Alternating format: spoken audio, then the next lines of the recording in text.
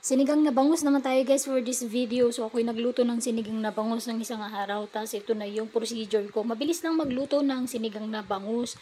So yan yung ginawa ko. Nagpakulo muna ako ng tubig. Nilagyan ko ng sibuyas, kamatis at saka radish. Tapos naglagay na rin ako ng paminta at saka asin. Tapos pinakuluan ko ulit. Nung kumulo na, saka ko nilagay yung malinis na nakat na bangus. So 6 pieces yan guys kasi medyo malaki. Tapos sunod nilagay ko na yung pampaasim na sinigang mix.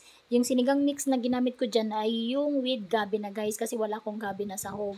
Tapos nung kumulo na, nilagay ko yung ceiling green at eggplant. Tapos nagdagdag din ako ng pampahasim sa ibabaw ng eggplant. Lastly, nilagay ko na yung ating dahon ng malunggay. Wala kasi akong kangkong. So, pwede na yan guys.